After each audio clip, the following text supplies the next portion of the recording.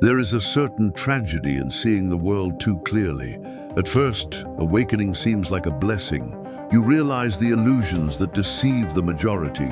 You see the contradictions in what is accepted as normal. You understand the gears that move society in the shadows. But over time, you realize that this clarity isolates. While most are satisfied with easy answers and comforting illusions, the lucid mind feels displaced, like an intruder in a collective dream. And it is not a question of arrogance or superiority. It is not about being better or knowing more. It is simply a different level of perception. And this difference creates distance. How to talk about the absurdities you see when people don't even realize they are trapped. How to question values that are seen as unquestionable truths. How to express the discomfort when everyone around you seems anesthetized by routines, consumption, and empty conversations. The lucid mind suffers not because it wants to, but because it can no longer pretend. It cannot ignore what it knows. It cannot go back to the comfort of unconsciousness. It cannot laugh at jokes that are no longer funny. It cannot celebrate victories that are no longer real. Thus, lucidity, initially a gift, slowly becomes a burden of seeing too much, feeling too deeply, understanding too quickly. And this burden often leads to emotional exhaustion, a kind of existential fatigue that is mistaken for sadness or depression, but is, in fact, something much deeper, the loneliness of consciousness. Lucidity is not just an intellectual process. It is existential. It is in the way we look at people, at institutions, at relationships, at ourselves. It is realizing that much of what we call life is made of conventions, masks, and repetitions. It is understanding that many are not alive. They are only functioning, acting, surviving.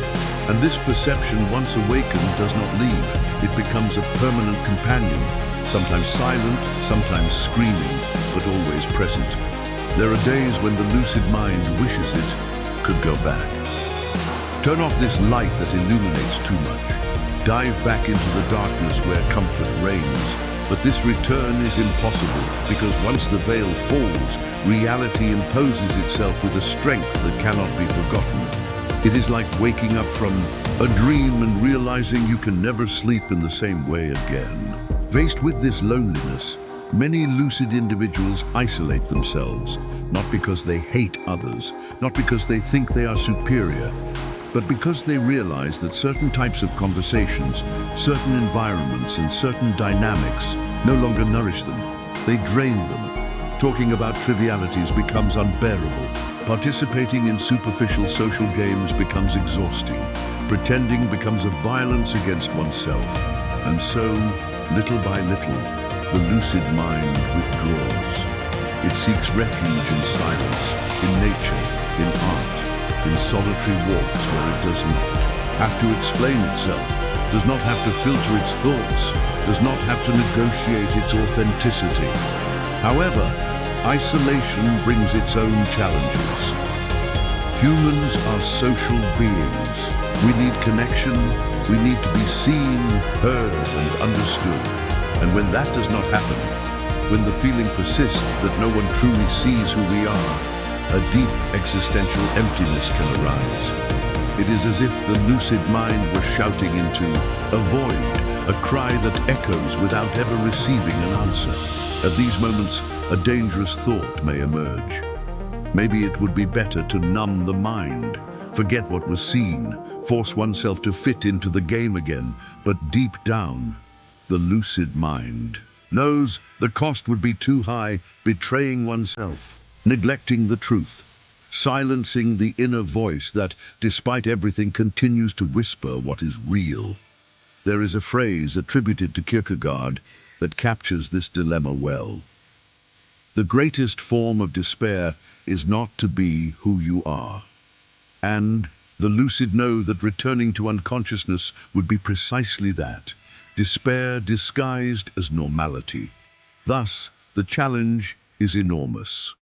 How to live in a world that insists on blindness while carrying the unbearable clarity of vision. Some collapse under the weight. Others rebel in bitterness and cynicism. But there are those who, with time, learn another way, to transform lucidity into a source of inner strength. It is a slow, painful process. It requires abandoning the illusion that the world will change to accommodate our clarity. It requires accepting that loneliness will often be a companion, but that it can be dignified, creative, and even fertile.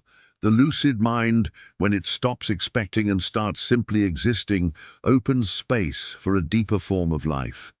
A life that no longer depends on external validations, applause, or recognition.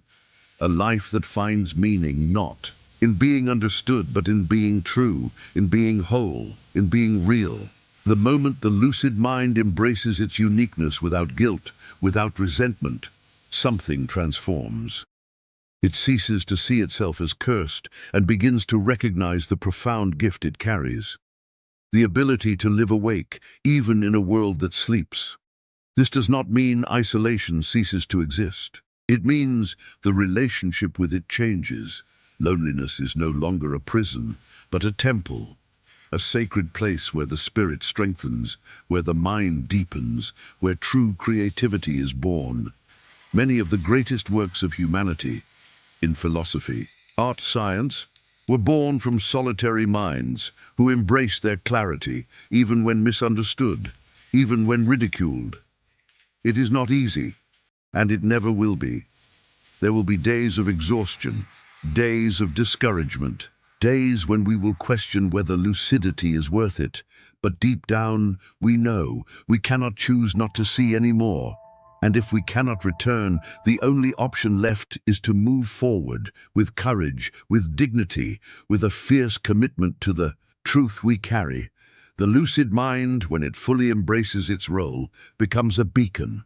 Not a beacon that forces others to awaken, but a discreet beacon, silent, a signal for those few who, sooner or later, will also open their eyes. Because, believe it or not, we are not completely alone. Somewhere, someone else is also seeing beyond the appearances. Someone else is also questioning, doubting, resisting the comfortable illusions. And sooner or later, paths cross. Silent recognitions occur. Exchanges of looks that say more than 1,000 words. Thus, in the midst of solitude, a subtle but real network forms, a network of awake souls, a brotherhood of silent visionaries, a dispersed but vibrant community, united not by dogmas or ideologies, but by the pure and simple honesty of seeing. And this is a form of belonging that no social mask could ever offer. The loneliness of lucidity in the end is not an absolute loneliness. It is a rite of passage, a painful, challenging, but deeply transformative process. It is the price of truly living. It is the price of truly being.